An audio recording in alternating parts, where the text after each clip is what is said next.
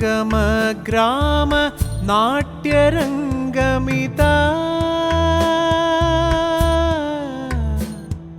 സംഗമഗ്രാമ നാട്യരംഗമിതാ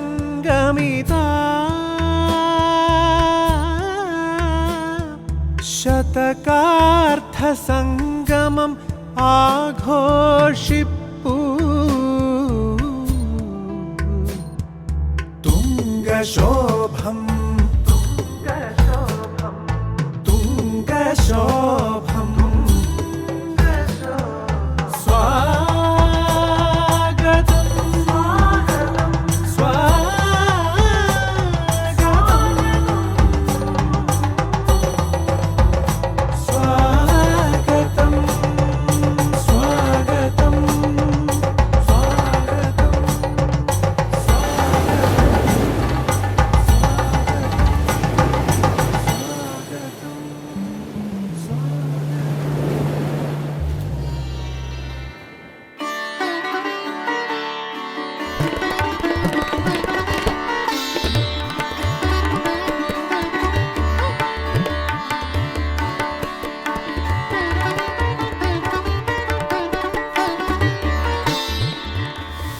സുവർണ ജൂബിലിയുമായി ബന്ധപ്പെടുത്തി നടത്തുന്ന നളചരിത വിചാര പരമ്പരയുടെ ഭാഗമായി ഇന്ന് വനാനുഭവം രഘുവംശത്തിലും നളചരിതത്തിലും ഈ ഒരു പ്രഭാഷണ പരമ്പരയുടെ ഭാഗമായി നമ്മൾ വിഷയം തീരുമാനിക്കുമ്പോൾ കാലടി സർവകലാശാലയുമായി ബന്ധപ്പെട്ട് അജയൻ മാഷും ദിലീപൻ മാഷും ഒക്കെയായി നിരവധി വട്ട ചർച്ചകൾ നേരിട്ടും ടെലിഫോണിലൂടെയൊക്കെ നടത്തുന്നുണ്ടായി. രണ്ട് വിഷയങ്ങളാണ് അദ്ദേഹം നമ്മളോട് നിർദ്ദേശിച്ചത്. ഒന്ന് വിചാരപദങ്ങളുമായി ബന്ധപ്പെട്ട് നളകഥയുടെ ചിന്തകൾ, അല്ലെങ്കിൽ നോട്ടീസിൽ പ്രതിപാദിച്ചപ്പോൾ വനാനുഭവത്തിൻ്റെയും കേന്ദ്രീകരിച്ചുള്ളത്. അദ്ദേഹത്തിനെ സമീപിക്കാനുള്ള കാരണം തന്നെ കാലടി സർവകലാശാലയിൽ സദരൻ കൃഷ്ണൻകുട്ടി ആശാൻ്റെ നേതൃത്വത്തിൽ നളകഥകളുടെ ഒരു ചുല്ലിയാട്ടം വർഷങ്ങൾക്ക് മുമ്പ്, അധികം കാലമായിട്ടില്ല, സമഗ്രമായി ഇത് റെക്കോർഡ് ചെയ്യുകയും അതുമായി ബന്ധപ്പെട്ടുള്ള ചർച്ചകളും മറ്റും നടത്തുകയുണ്ടായി. അപ്പോൾ ഇരിങ്ങാലക്കുട കഥകളി ക്ലബിൻ്റെ ഈ സുവർണ ജൂബിലിയിൽ കേന്ദ്രം നമ്മൾ നളകഥകളി ആയതുകൊണ്ട് തന്നെ ആ ഒരു പ്രൊജക്റ്റിൽ അദ്ദേഹത്തിൻ്റെ വിവരങ്ങൾ അല്ലെങ്കിൽ അതുമായി ബന്ധപ്പെടുത്തി നമുക്ക് ആരെയൊക്കെ ക്ഷണിക്കാം, എന്തൊക്കെ വിഷയങ്ങളെ നമുക്ക് കേന്ദ്രീകരിച്ച് പ്രഭാഷണങ്ങൾ ഒരുക്കാം എന്നുള്ള രീതിയിലുള്ള ചർച്ചയായിരുന്നു. എന്തായാലും വളരെ അധികം നളകഥകളുമായി ഇത്രയധികം ബന്ധപ്പെട്ട് നിൽക്കുന്ന ഒരു പണ്ഡിതൻ അല്ലെങ്കിൽ ഒരു അധ്യാപകൻ എന്നുള്ള നിലയിൽ അദ്ദേഹത്തെ സാദരം വേദിയിലേക്ക് ക്ഷണിക്കുന്നു. ഈ ഒരു വിഷയത്തിൽ നമുക്ക് ഉൾക്കാഴ്ച നൽകുന്ന ഒരു പ്രഭാഷണം നമ്മൾ പ്രതീക്ഷിക്കുന്നു. എല്ലാവർക്കും നമസ്കാരം. ഞാനൊരു നളചരിത പണ്ഡിതനായതുകൊണ്ടല്ല ഇങ്ങനൊരു പരിപാടിയിൽ പങ്കെടുക്കാം എന്ന് സമ്മതിച്ചത്. വാസ്തവത്തിൽ ഈ വിഷയത്തെക്കുറിച്ചൊക്കെ വളരെ കൂടുതൽ ആലോചിച്ച ആളുകളുടെ മുമ്പിലേക്ക് ഒരു പ്രബന്ധമായിട്ട് വരിക എന്നുള്ളത് വളരെ വിഷമം പിടിച്ച ഒരു കാര്യമാണ്. പക്ഷെങ്കിലും അദ്ദേഹം വന്ന് പറഞ്ഞപ്പോൾ ഞാനൊരു പ്രബന്ധം അവതരിപ്പിക്കാം എന്ന് പറഞ്ഞു. രണ്ട് വിഷയങ്ങളാണ് എൻ്റെ മനസ്സിലുണ്ടായിരുന്നത്. അതിലിപ്പോൾ ഇവിടെ അവതരിപ്പിക്കുന്ന പ്രബന്ധത്തിൻ്റെ ആദ്യ സ്വരൂപം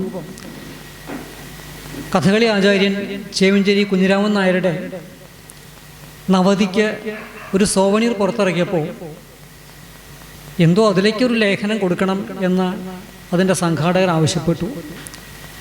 വലിയൊരു ഭാഗ്യമായിട്ടാണ് ഞാൻ കരുതുന്നത്. അതുവരെ നളചരിതം 3-ാം ദിവസം പഠിപ്പിക്കാനുണ്ടെങ്കിൽ ആ ഭാഗം ഞാൻ പഠിപ്പിക്കാം എന്ന് പറയും.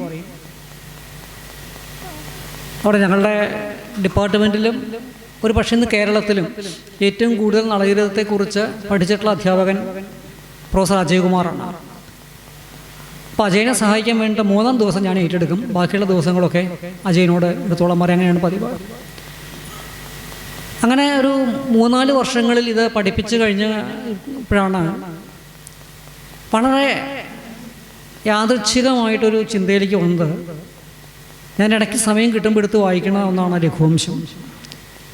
അതിൽ ചില സർഗ്ഗങ്ങൾ, പ്രത്യേകിച്ച് 2-ാം സർഗ്ഗം മുതൽക്കുള്ള ചില ഭാഗങ്ങൾ വായിക്കാൻ എനിക്ക് വലിയ ഇഷ്ടമാണ്.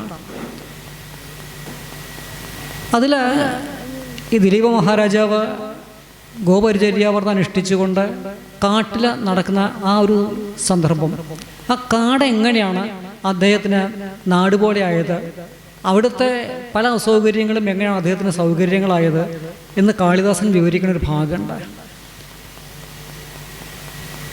അതിൻ്റെ കുറച്ച് ആഴത്തിലേക്ക് ചെന്ന് മനസ്സിലാക്കാൻ കഴിഞ്ഞപ്പോഴാണ് എനിക്ക് തോന്നിയത്, ഇത് തന്നെയാണല്ലോ 3-ാം ദിവസത്തിൽ നളൻ്റെ അനുഭവം.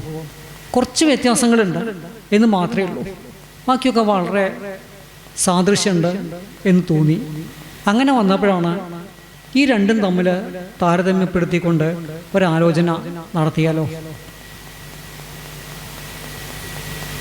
അങ്ങനെ അത് ആലോചിക്കാനൊക്കെ ഇങ്ങനെ ഒരുങ്ങിയെങ്കിലും ഈ കൃതികളെടുത്ത് താരതമ്യപ്പെടുത്തുക അങ്ങനെയൊന്നും വളരെ മുന്നോട്ട് പോയിരുന്നില്ല. അപ്പോഴാണ് കുഞ്ഞിരാമനാശാൻ്റെ ഈ നവതിക്കുള്ള സോവനീറിലേക്ക് ലേഖനം വേണമെന്നവർ ആവശ്യപ്പെടുന്നത്. പിന്നെ കുറച്ച് തിരക്കുള്ള മറ്റേ പണികളൊക്കെ മാറ്റിവെച്ച് ഇതിലേക്ക് തന്നെ ഇരുന്നു. കുഞ്ഞിക്കുട്ടൻ തമ്പുരാൻ്റെ മഹാഭാരതം വിവർത്തനം എടുത്തു വെച്ചു. ഭാഷാന്വേഷകൻ ചമ്പു അന്ന് എൻ്റെ കയ്യിലില്ലാത്തതുകൊണ്ട് അതൊന്നും നോക്കാൻ പറ്റിയില്ല. നളചരിതം ആട്ടക്കഥ എടുത്തു, രഘുവംശം എടുത്തു വെച്ച് താരതമ്യം ചെയ്യാൻ തുടങ്ങി.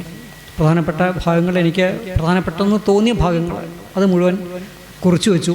എന്നിട്ട് അത് വെച്ചുകൊണ്ടാണ് ഒരു ചെറിയ പ്രബന്ധത്തിൻ്റെ പ്രാഥമിക രൂപം തയ്യാറാക്കിയത്. അതിനേക്കാൾ ഒന്നും കൂടി വികസിപ്പിക്കാൻ നോക്കിയിട്ടുണ്ട്. പക്ഷേ സമയം ഒരു അരമണിക്കൂറിൽ കൂടുതൽ ഉണ്ടാവില്ല എന്നുള്ളത് കൊണ്ട് കുറച്ചൊക്കെ ഒന്ന് വെട്ടി ചുരുക്കം ചെയ്തു. ഒരു 1.5 മണിക്കൂറെങ്കിലും സംസാരിക്കാനുള്ളൊരു വിഷയമായിട്ടാണ് എനിക്ക് തോന്നിയത്. ഇപ്പോൾ ഞാനൊരു 10-25 മിനിറ്റിനുള്ളിൽ ഒതുക്കാനാണ് ശ്രമിക്കുന്നത്.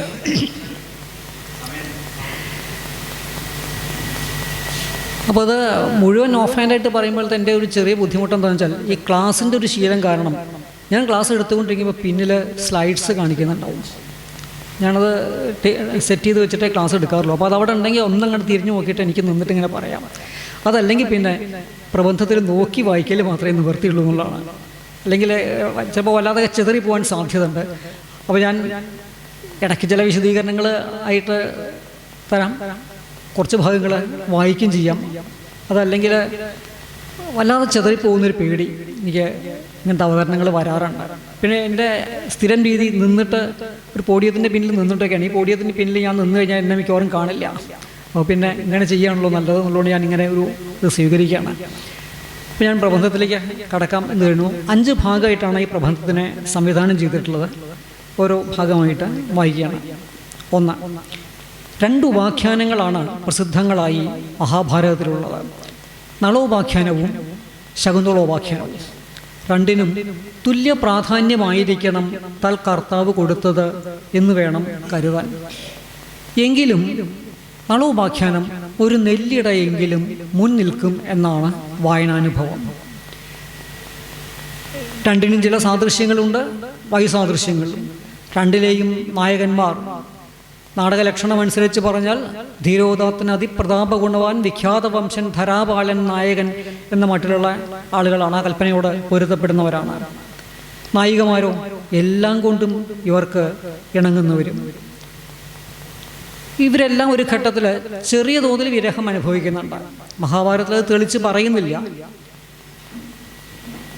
അത് കഴിഞ്ഞ ദമ്പതികൾ ഒരുമിച്ച് ചേരുന്നു. നാഥോദയം എന്നുള്ള മട്ടിൽ ആ കഥ അവസാനിക്കുകയും ചെയ്യുന്നു. ഇനി ഇവയുടെ വൈസാദൃശ്യങ്ങൾ നോക്കിയാലോ. എതിർച്ഛയാ കാട്ടിച്ചെന്നപ്പോൾ ശകുന്തളയെ കണ്ടതാണ് ദുഷ്യന്തൻ. മുൻപ് കേട്ടിട്ടില്ല. ദുഷ്യന്തനെ കുറിച്ച് ശകുന്തളയും കേട്ടിട്ടില്ല. അവിടെ ചെന്ന് കണ്ടപ്പോൾ ശകുന്തളയുടെ ഒരു കാമം തോന്നി. ക്ഷത്രിയർക്ക് ഗാന്ധർവമാവാം എന്ന് അദ്ദേഹം ഒരു ന്യായം പറഞ്ഞു. അത് സമ്മതമായ ശകുന്തള അതിനെ വഴങ്ങുകയായിരുന്നു. മറുവശത്ത് നളനും ദമയന്തിയും നാട്ടുകാരായിട്ടുള്ള ആളുകളാണ്, നാനാലോകരായിട്ടുള്ള ആളുകൾ ഇങ്ങനെ നളൻ്റെ അടുത്ത് ദമയന്തിയെപ്പറ്റിയും ദമയന്തിയുടെ അടുത്ത് നളനെപ്പറ്റിയും പുകഴ്ത്തുന്നത് കേട്ട് പരസ്പരം ആകൃഷ്ടരായവരാണ്. 2 കൂട്ടരും വളരെയധികം അകലത്തിരുന്നു കൊണ്ട് ഒരിക്കൽ പോലും കാണാതെ വളരെ വലിയ അനുരാഗം കൊണ്ടു കാണുന്ന ആൾക്കാരാണ്. ദമയന്തി വിവാഹാർത്ഥികളായി എത്തിയിട്ടുള്ള ദേവന്മാരെ പോലും പിന്തള്ളി നളനെ വരിക്കുകയാണ്. ഈ സന്ദർഭത്തിൽ മഹാഭാരതത്തിൽ നളൻ പറയുന്നുണ്ട്, കല്യാണി നീ മാനുഷനെ ദേവപാർശ്വയെ വരിക്കയാൽ നിൻ ചൊൽപ്പടിക്ക് നിൽക്കുന്ന ഭർത്താവായി ഞാൻ ധരിക്കടൂ എന്നാണ്. നളചരിതത്തിലെ നളൻ ഇത്രയ്ക്ക് ഒരു താഴുന്നില്ല എന്നാണ് എനിക്ക് പറയേണ്ടതായിട്ട് തോന്നുന്നത്. മഹാഭാരതത്തിലെ നളനെ പറ്റി പറയുമ്പോൾ നല്ല മലയാളത്തിൽ പറഞ്ഞാൽ ഒരു പെൺകൊന്തൻ്റെ നിലയിലാണ് അവിടെ അദ്ദേഹം പ്രവർത്തിക്കുന്നത്. ഇനി ശാകുന്തളം നാടകവും മഹാഭാരതത്തിലെ ഉപാഖ്യാനവും തമ്മിലുള്ള ഒരു താരതമ്യം ചെയ്താലോ? ഈ ഉപാഖ്യാനത്തെ നാടകമാക്കിയപ്പോൾ കാളിദാസനാണ് ഈ കഥാപാത്രങ്ങൾക്ക് മനസ്സ് എന്നൊന്ന് ഉണ്ടാക്കി കൊടുത്തത്. മഹാഭാരതത്തിലെ ദുഷ്യന്തനും ശകുന്തളയൊക്കെ പെരുമാറി നോക്കിക്കഴിഞ്ഞാൽ യന്ത്രപ്പാവകളുടെ പോലെയാണ്. ഈ കഥാപാത്രങ്ങൾക്ക് മനസ്സ് എന്നൊന്നുണ്ടോ എന്ന് നമുക്ക് തോന്നില്ല. അങ്ങനെ അവരെ വിരഹം അനുഭവിപ്പിച്ചുകൊണ്ടാണ് ഈ മനസ്സിൻ്റെ പ്രവർത്തനം കാളിദാസൻ അതിൽ കാണിച്ചു തരുന്നത്. ഇതേ വഴി തന്നെയാണ് ഉണ്ണായി വാര്യരും സ്വീകരിച്ചത്. അതുകൊണ്ട് അങ്ങനെ കഥാപാത്രങ്ങൾക്ക് മനസ്സ് സൃഷ്ടിക്കാനുള്ളൊരു ശേഷി കൈവരിച്ചത് കൊണ്ട് ഇതിഹാസ കഥയെ ആട്ടക്കഥയാക്കിയപ്പോൾ ഉണ്ണായി വാര്യർക്ക് അത് നരചരിതമാക്കാൻ കഴിഞ്ഞു എന്നുള്ളതാണ്. നളചരിതമാണോ നരചരിതമാണോ എന്നുള്ളത് ഞങ്ങളുടെ ക്ലാസ്സുകളിലിടയ്ക്ക് ചർച്ച ചെയ്യാറുണ്ട്. അവസാനം ഇത് നരചരിതമാണ് എന്നുള്ളൊരു കാഴ്ചപ്പാടിലേക്ക് എത്തുകയാണ് ചെയ്യുന്നത്. ഏതളവിലാണ് ഈ കാളിദാസ ദർശനം ഉണ്ണായി വാര്യരെ സ്വാധീനിച്ചിട്ടുണ്ടാവുക? അങ്ങനെ ഒരു അന്വേഷണം പ്രസക്തമാണല്ലോ. അതുകൊണ്ട് ഞാൻ ആ വഴിക്കൊരു ചെറിയ ആലോചന നടത്തി നോക്കി. അതിന് പക്ഷേ കേരളത്തിലെ സംസ്കൃത വിദ്യാഭ്യാസത്തിൻ്റെ ഒരു സമ്പ്രദായം എന്തായിരുന്നു എന്നറിയണം. അന്വേഷിച്ചറിഞ്ഞിടത്തോളം അതിൻ്റെ ഒരു മട്ടിങ്ങനെയാണ്. ആദ്യം സിദ്ധരൂപം, അത് പഠിക്കുമ്പോഴേക്കും രൂപം ഉറച്ചു. പിന്നെ ശ്രീരാമോദന്തം, അതും കഴിഞ്ഞ് വരുമ്പോഴേക്കും ഏറെക്കുറെ പ്രാഥമിക വ്യാകരണത്തിലും ഒന്ന് കൈയുറച്ചു. പിന്നെ രഘുവംശം, കുമാരസംഭവം, കിരാതാർജുനീയം, നൈഷധം, മാഘം, ഇങ്ങനെ ഈ പഞ്ചമഹാകാവ്യങ്ങളിലെ കുറച്ച് ഭാഗങ്ങൾ പഠിച്ച് ആ പഠനത്തിൻ്റെ ഒന്നാം ഘട്ടം അവസാനിക്കുന്നു. കൂടുതൽ മുന്നോട്ട് പോകാൻ താല്പര്യമുള്ള ആൾക്കാർ വൈദ്യം, ജ്യോതിഷം, വേദാന്തം പോലുള്ള ശാസ്ത്ര സ്വഭാവമുള്ള മേഖലകളിൽ ഉപരിപഠനം നടത്തും. കേരളത്തിൽ അതത് വിഷയങ്ങളിൽ വേണ്ടപ്പെട്ടവരെ കിട്ടിയില്ല എന്ന് തോന്നുകയാണെങ്കിൽ അവർ പരദേശത്ത് പോയിട്ടും ഇത്തരം വിഷയങ്ങൾ പഠിക്കാറുണ്ട്. ഉണ്ണിയച്ചി ചരിതം എന്ന് പറയുന്ന ഒരു മണിപ്രവാള കാവ്യത്തിൽ വൈദ്യന്മാർ കൂടിയിരുന്ന് സംഭാഷണം നടത്തുന്ന ഒരു സന്ദർഭമുണ്ട്.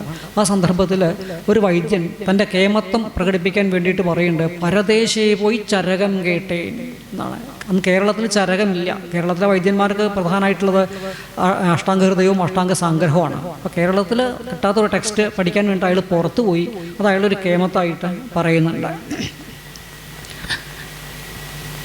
ഇനി ഇങ്ങനെ ഒരു പഠനം നടത്തി കഴിഞ്ഞാൽ ഏത് തരത്തിലായിരിക്കും അതിൻ്റെ സ്വാധീനം എഴുത്തുകാരെ പിൽക്കാലത്ത് കൂട്ടിക്കൊണ്ടുപോവുക?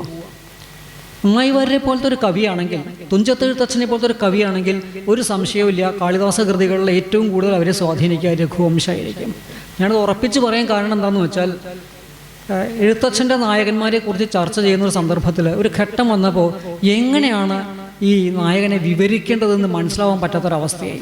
മൂലകൃതിയായിട്ട് താരതമ്യം ചെയ്തിട്ടാണ് ഞാൻ കുറേ മുന്നോട്ട് പോയത്. മൂലകൃതിയിലെ രാമൻ ഇടയ്ക്ക് ക്ഷുഭിതനാവും, ധീരോദ്ധതൻ്റെ സ്വഭാവം കാണിക്കും. എഴുത്തച്ഛൻ്റെ രാമൻ ഇതൊന്നുമില്ല.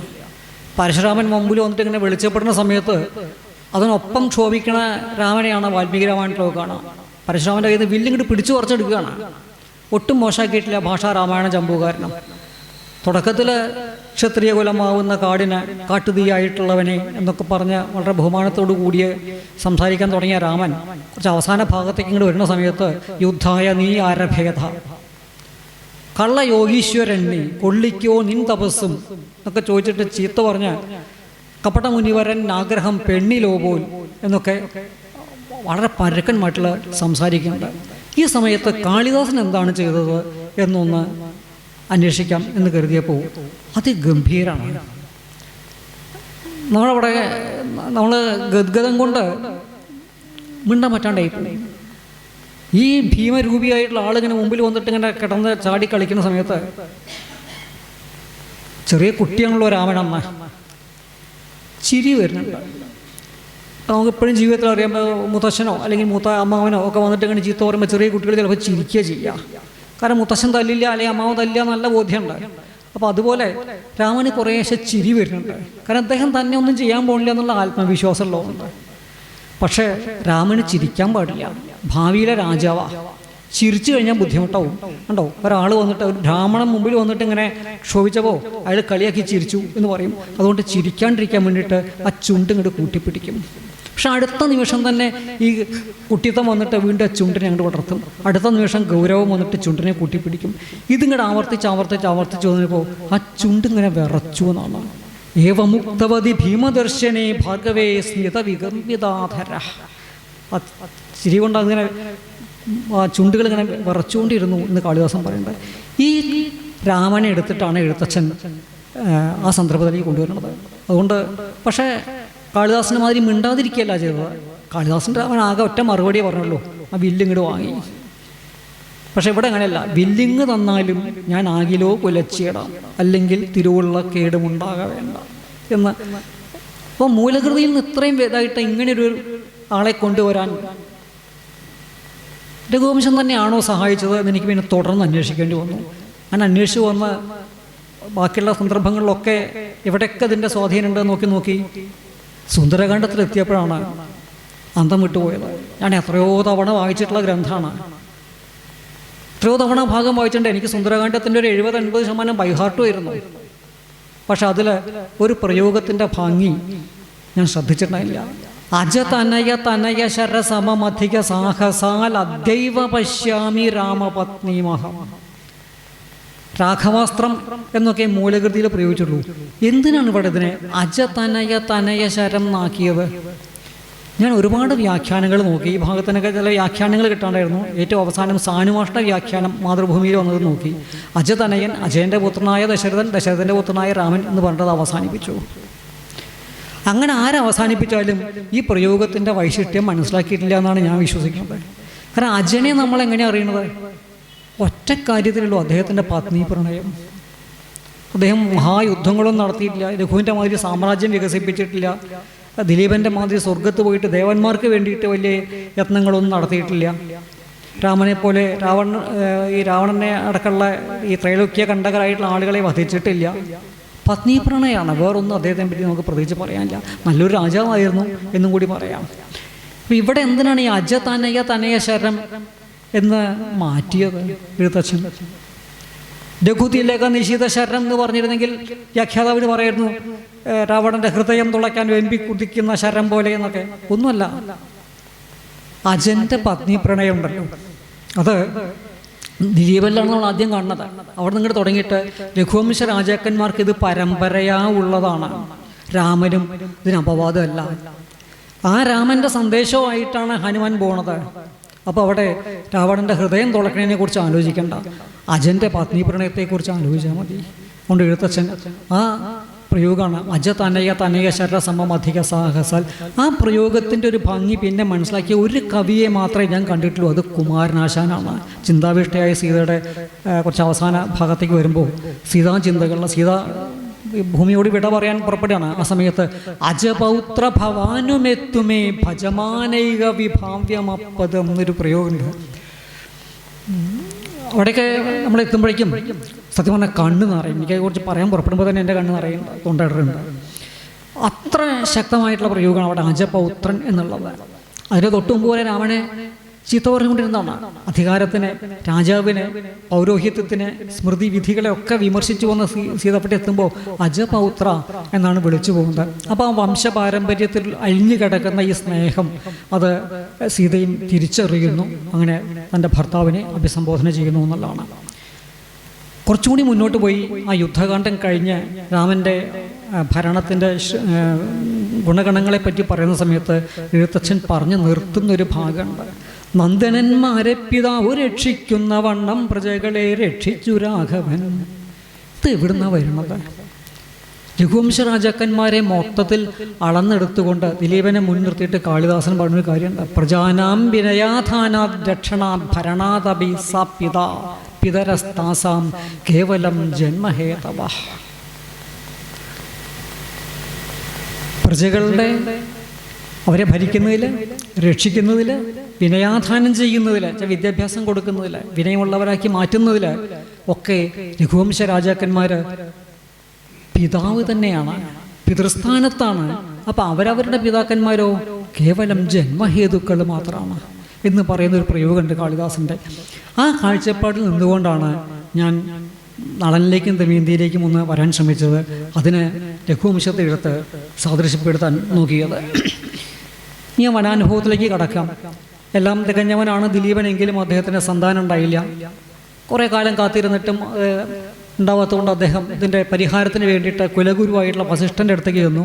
അദ്ദേഹത്തിൻ്റെ ദിവ്യദൃഷ്ടിയിൽ അതിൻ്റെ കാരണം തെളിഞ്ഞു. പണ്ടൊരിക്കൽ ദിലീപൻ സ്വർഗത്തിൽ പോയി തിരിച്ചു വരുന്ന സമയത്ത് അദ്ദേഹത്തിൻ്റെ ചിന്തയിൽ നിറഞ്ഞു നിന്നിരുന്നത് ഹൃദുസ്നാതയായ പ്രിയ പത്നിയായിരുന്നു. കുറച്ചു കാലമായി ഇവിടെ അങ്ങോട്ട് പോയിട്ട് ആ മനസ്സുമായിട്ട് വരുന്ന ദിലീപൻ കൽപ്പവൃക്ഷത്തിൻ്റെ തണലിൽ അയവിറക്കിക്കൊണ്ട് കിടന്നിരുന്ന കാമധേനുവിനെ കണ്ടില്ല, വന്ദിച്ചതുമില്ല. ഈ പൂജാ വ്യതിക്രമം കാമധേനുവിന് ചെറിയൊരു വിഷമുണ്ടാക്കി. അവർ ശപിച്ചു, നീ എന്തിനാണോ ഇപ്പം നിൻ്റെ പത്നിയെക്കുറിച്ച് ആലോചിച്ചുകൊണ്ട് പോകുന്നത്, അത് നടക്കാതെ പോട്ടെ. അങ്ങനെയാണ് അദ്ദേഹത്തിന് അനപത്യം അനുഭവിക്കേണ്ടി വന്നത്. വസിഷ്ഠൻ്റെ അടുത്ത് വന്നു. അദ്ദേഹത്തിൻ്റെ ദിവ്യദൃഷ്ടിയിൽ അതിൻ്റെ കാരണം തെളിഞ്ഞു. ഇപ്പോൾ വസിഷ്ഠൻ പറഞ്ഞു, ഇതാണ് സംഗതി, ഇനിയിപ്പോൾ അതിനൊരു പരിഹാരമുണ്ട്. കാമധേനുവിൻ്റെ പുത്രി എൻ്റെ ആശ്രമത്തിലുണ്ട്. അവളെ പരിചയിച്ച് അവളെ ശുശ്രൂഷിച്ചൊക്കെ തൃപ്തിപ്പെടുത്തിക്കോളൂ. അവളും അമ്മയെപ്പോലെ കാമം ചുരത്താൻ ശേഷിയുള്ളവളാണ്. അദ്ദേഹത്തിന് സമ്മതമായി. പിറ്റേ ദിവസം മുതൽക്ക് അദ്ദേഹം കാട്ടിലേക്ക് പോകാൻ തയ്യാറായി. അപ്പോൾ രാവിലെ അദ്ദേഹത്തിൻ്റെ പത്നി സുദക്ഷിണ കൂടെയുണ്ട്. അവർ വന്ന് ദീപക്കൊഴിഞ്ഞ് മാല കൊണ്ടൊക്കെ അലങ്കരിച്ച് പശുവിനെ കാട്ടിലേക്ക് അഴിച്ചു വിടും. പിന്നാലെ അദ്ദേഹം പോകും. ആ സർഗം തുടങ്ങുന്നത് തന്നെയാണ്. അധ പ്രജാനാമധിപ പ്രഭാതേ ജായാ പ്രതിഗ്രാഹിത ഗന്ധമാല്യം വനായ പീത പ്രതിബദ്ധ വത്സ യശോധനോ ധേനു മോച എന്നാണ്. അങ്ങനെ അദ്ദേഹം കാട്ടിലേക്ക് പോയി. വ്രതമാണല്ലോ, അപ്പോൾ അതിനുള്ള ചിട്ടകളൊക്കെ വേണം. ആളും ആർഭാടവും ആരവാരങ്ങളൊന്നും പറ്റില്ല.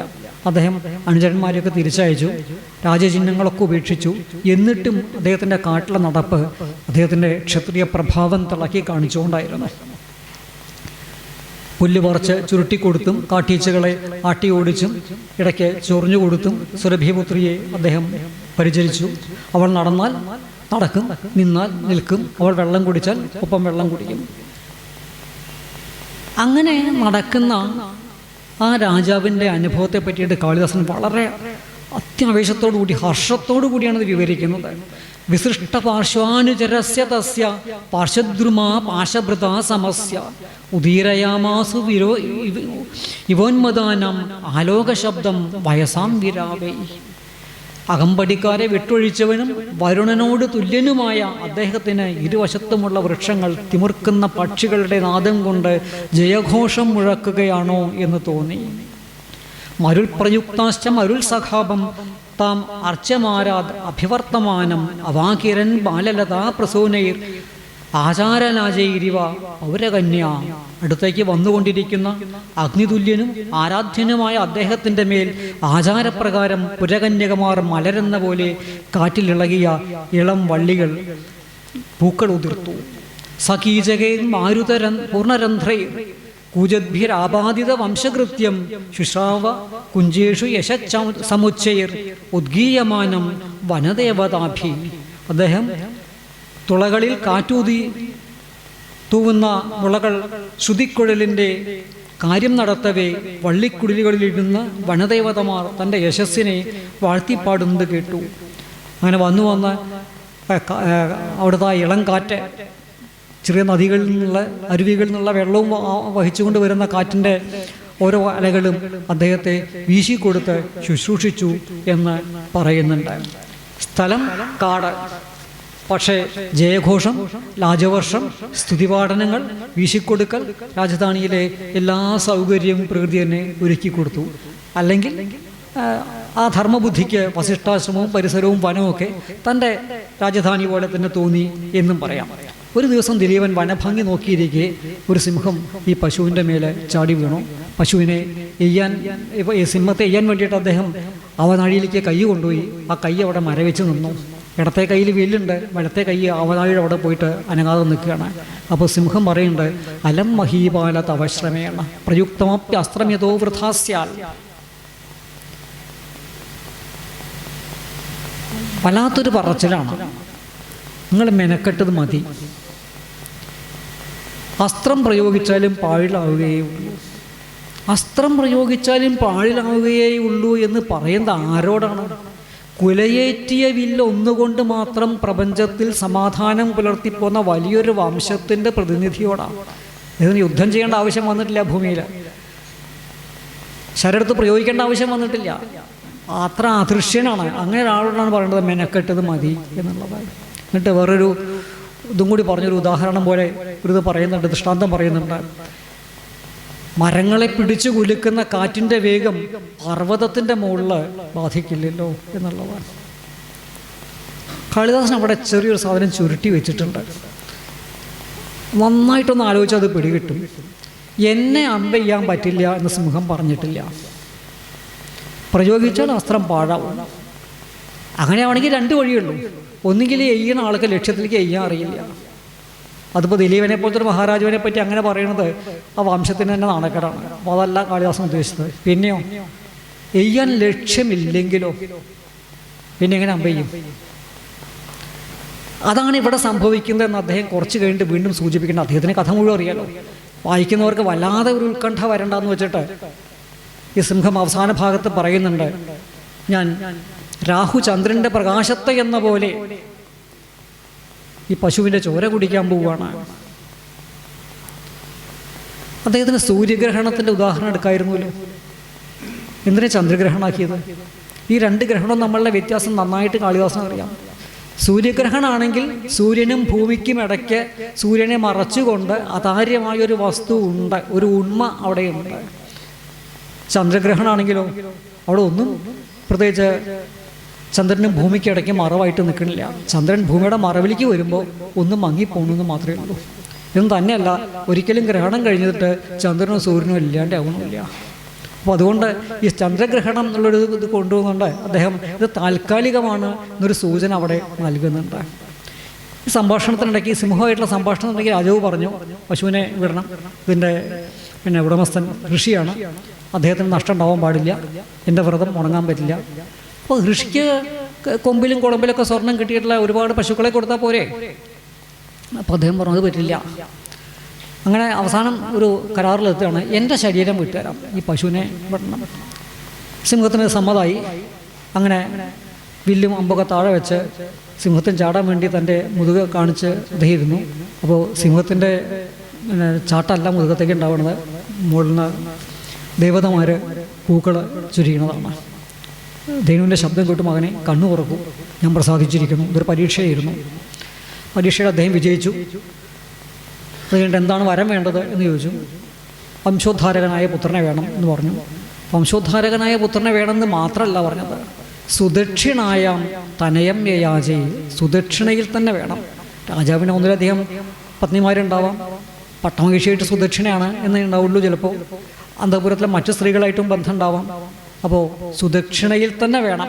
അതുകൊണ്ട് സുദക്ഷിണായാം തനയം യയാജേ എന്നാണ് കാളിദാസൻ പറയുന്നത്. അപ്പോൾ ആ സന്ദർഭത്തിൽ വരലാഭത്തിൻ്റെ ആ സന്തോഷത്തിൻ്റെ പരകോടിയിലെത്തുന്ന സന്ദർഭത്തിൽ പോലും അദ്ദേഹം ആവേശഭരിതനായിട്ട് എടുത്തു ചാടിയില്ല എന്ന് മാത്രമല്ല, അതിൻ്റെ പിന്നാലെ ഈ ധേനു പറയുന്നുണ്ട്, എൻ്റെ പാല് കറന്നെടുത്ത് കുടിച്ചോളൂ.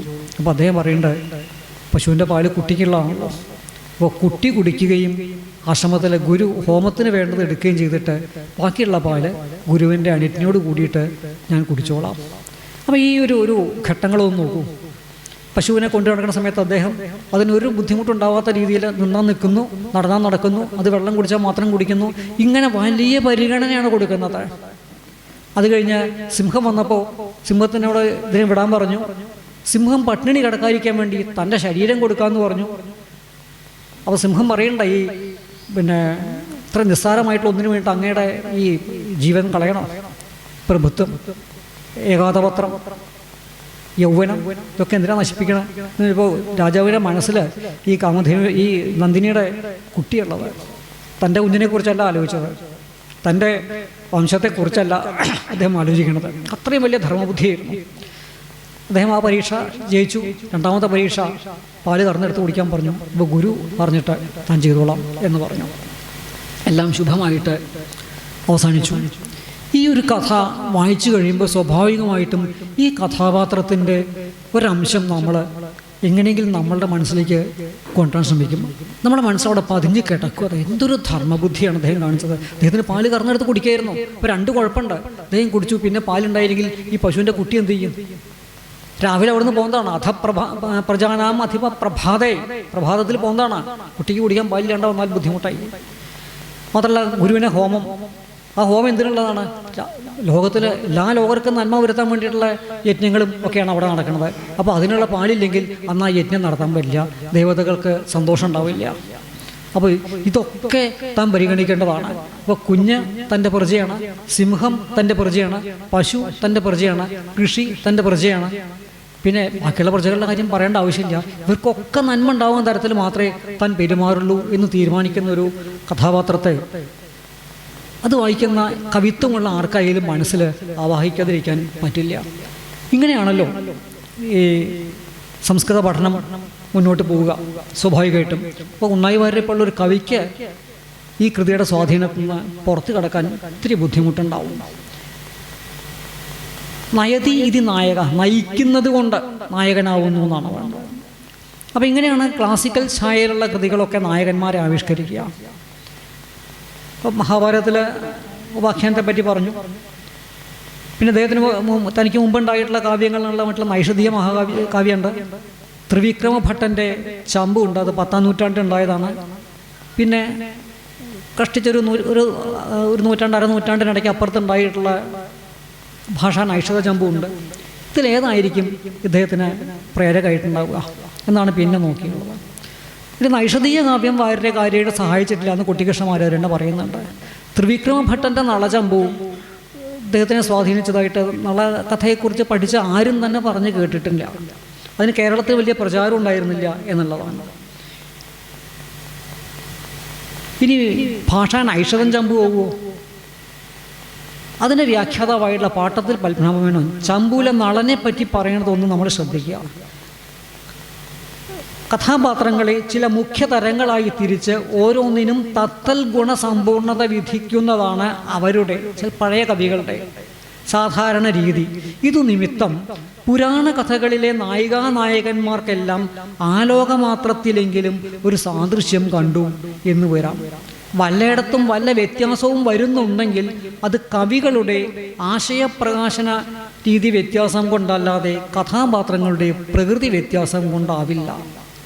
ടൈപ്പ് കഥാപാത്രങ്ങളെ ആവിഷ്കരിക്കുന്നതിനെ കുറിച്ചൊക്കെ നമ്മുടെ നാടക ചിന്തകന്മാരൊക്കെ പറയാറുണ്ടല്ലോ. ഈ മട്ടിൽ മഴമംഗലത്തിൻ്റെ നളനും ഒരു മാതൃകാ പുരുഷനാണ് എന്നല്ലാതെ സ്വഭാവത്തിലുള്ള സൂക്ഷ്മ ലക്ഷണം കൊണ്ട് വിശിഷ്ടനായി ഭവിക്കുന്നില്ല.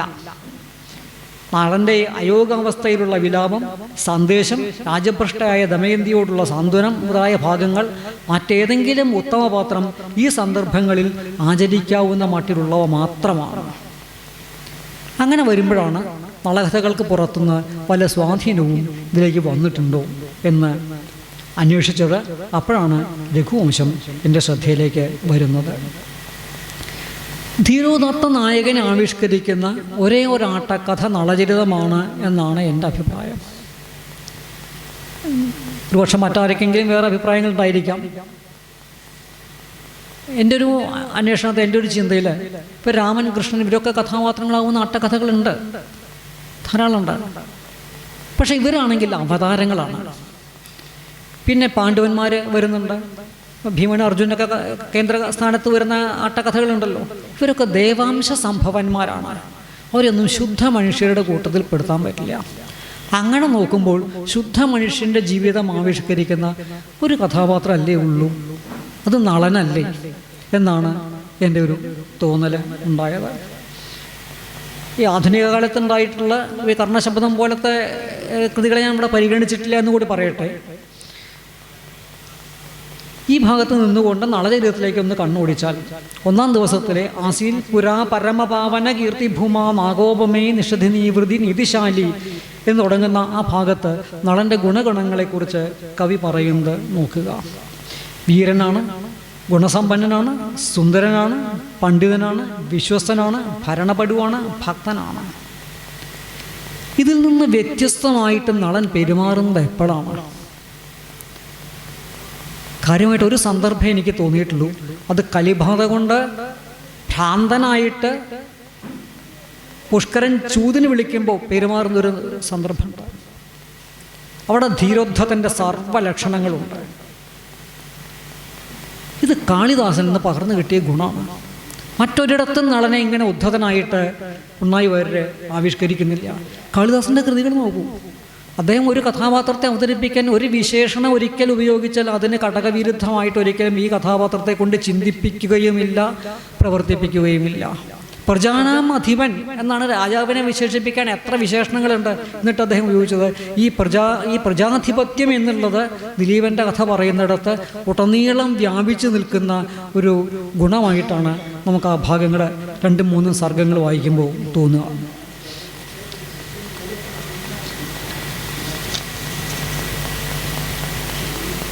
അതേ ധീരോദാത്തത നളനിലുമുണ്ട്. ദമയന്തിയെ പറ്റി നേരത്തെ അറിയാം. അവളുടെ മനസ്സുമുണ്ട് അദ്ദേഹത്തിന്. പക്ഷെ നാരദൻ പ്രേരിപ്പിക്കുന്നവരെ അദ്ദേഹത്തിന് വലിയ ചിത്തചാഞ്ചല്യം ഉണ്ടായിട്ടില്ല എന്നുള്ളതാണ്. കുണ്ടിനപുരിയിലുണ്ട് സുന്ദരി ദമയന്തീതി കന്യകാരത്നം, അവളിൽ വൃന്ദാരകന്മാർക്കും മോഹം. രത്നമെല്ലാം നിനക്കുള്ളൂ യജ്ഞമേ ദേവന്മാർക്കുള്ളൂ, യത്നമേതദാർത്ഥം നൃപസത്തമ നിനക്ക് യോഗ്യം എന്ന് നാരദൻ പറയുന്നത് വരെ അദ്ദേഹം വല്ലാതെ ആവേശഭരിതനായിട്ടില്ല.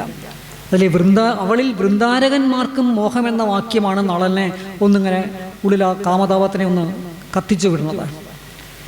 കാരണം താനും ഭൈമീകാമുകനാണല്ലോ. ദേവന്മാർ വന്നാൽ ദമയന്തി അവരെ വരിക്കാമല്ലോ. മാത്രമല്ല അവളെ കിട്ടാൻ താൻ യോഗ്യനാണെന്ന് നാരദൻ പറയുകയും ചെയ്തു. അതോടെ വലിയ സംഘർഷത്തിലായി. അല്ലെങ്കിൽ നിനക്ക് കിട്ടില്ല, നീ നോക്കണ്ട, ദേവന്മാർക്കൊക്കെ മോഹമുണ്ട് എന്ന് പറഞ്ഞിട്ട് നാരദൻ പോവാച്ചാൽ കുഴപ്പമുണ്ടായില്ല. പക്ഷെ പറഞ്ഞത് അങ്ങനെയല്ല, അവളെ കിട്ടാൻ വേണ്ടി ശ്രമിക്കുന്നതാണ് നിനക്ക് യോജിച്ചതെന്ന് പറയുന്നുണ്ട്. കുറച്ചിപ്പുറത്തേക്ക് കവി തീർത്ത് പറയുന്നുണ്ട്. കഥനേന മുനേരനേന രാജ കഥനേസൗ മദനേഷു ജയ് നിമജ്ജൻ സജീവേ വിനിയോജ്യ രാജ്യഭാരം വിജനേ പുഷ്പവനേ തഥാനവാസം. മുനിയുടെ വാക്കുകൊണ്ട് ഉണ്ടായി എന്നുള്ളതാണ്. ഇവിടെ ഒരല്പം കാമതാപം നളനെ ബാധിക്കുന്നതായിട്ട് കാണാം.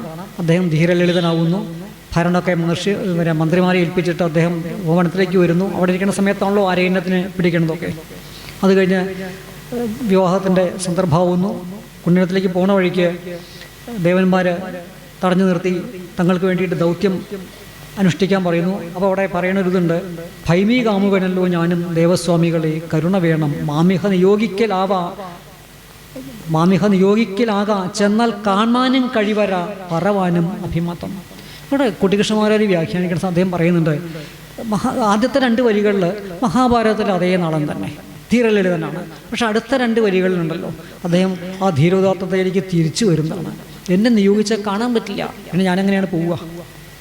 കാരണം അവിടെ രക്ഷീജനങ്ങളൊക്കെ കാവലുണ്ടാവും.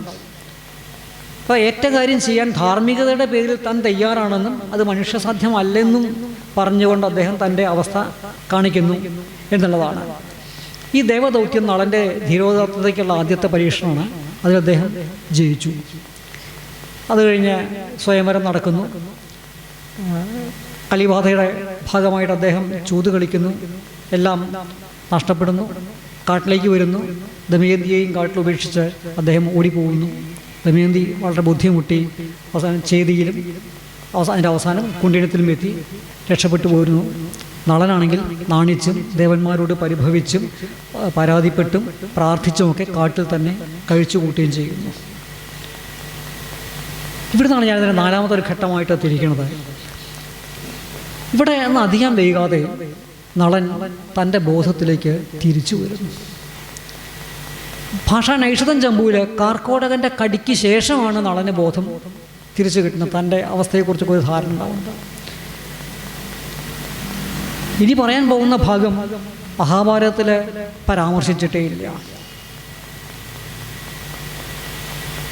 തൻ്റെ അഹങ്കാരം കൊണ്ട് അതുകൊണ്ട് സംഭവിച്ച ധർമ്മഭ്രംശം കൊണ്ടാണ് ഇതൊക്കെ വന്നുപെട്ടത് എന്ന് തിരിച്ചറിഞ്ഞ നളൻ.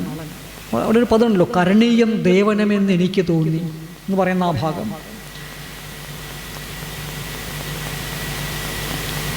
അവിടുത്തെ ചിന്തകൾ ഇങ്ങനെ ചുരുക്കി കഴിഞ്ഞാൽ ഇങ്ങനെയാണ്. ഭവനം നാട് കാട് പോലെയാണ്, ദുർഗമങ്ങളും ഭീതികരങ്ങളുമാണ്. കാമാദികളായ ശത്രുക്കൾ അവിടെയുണ്ട്. എന്നാൽ കാടാകട്ടെ സുഖകരമാണ്. നഗരത്തിലെ ശോഭന സദനങ്ങളെക്കാൾ സഭാതലങ്ങളെക്കാൾ നല്ല തഴച്ച വള്ളിക്കുടിലുകൾ ഇവിടെയുണ്ട്. കാട്ടരുവികളിലെ ജലവും കുളിർകാറ്റും മാതൃലാളനത്തിൻ്റെ സുഖം തരുന്നു. കാഴ്ചയും വെച്ച് ചുറ്റും കൂടുന്ന സാമന്തന്മാർക്ക് പകരം പുഷ്പഫലങ്ങൾ നിറഞ്ഞ വൃക്ഷങ്ങൾ തന്നെ ഉപചരിക്കുന്നു. എല്ലാം കൊണ്ടും മെച്ചം ഈ ജീവിതത്തിന് തന്നെ. ഇപ്പോൾ ഭാഷാനൈഷധൻ ചമ്പുവിലും മഹാഭാരതത്തിലും ഇല്ലാത്ത ഈ ഒരു ആശയം എവിടെ നിന്നായിരിക്കാം ഒന്നായി ഇവരുടെയൊക്കെ കിട്ടിയത്? അവിടെ അദ്ദേഹത്തെ രഘുവംശം സഹായിച്ചിട്ടുണ്ടാവും എന്ന് തന്നെയാണ് കരുതാൻ തോന്നുന്നത്. അതുകൊണ്ട് മുൻപ് ഞാൻ ഉദ്ധരിച്ച ആ രഘുവംശ ശ്ലോകങ്ങളുമായിട്ടുള്ള ആ സാമ്യം ഒന്ന് ശ്രദ്ധിച്ചാൽ ഈ അഭിപ്രായത്തോടെ യോജിക്കാൻ പറ്റും എന്നാണ് തോന്നുന്നത്.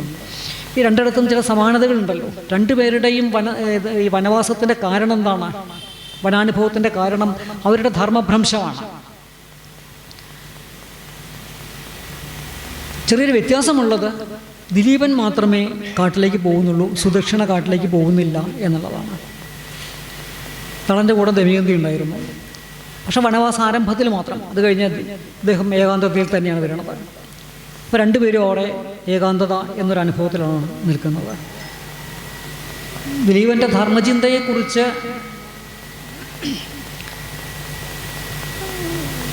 അദ്ദേഹത്തിൻ്റെ വാക്യങ്ങളിലൂടെ വരുന്നതല്ലാതെ കവിവാക്യമായിട്ട് പ്രത്യേകിച്ച് വേറെ ഒന്നും പറയുന്നില്ല.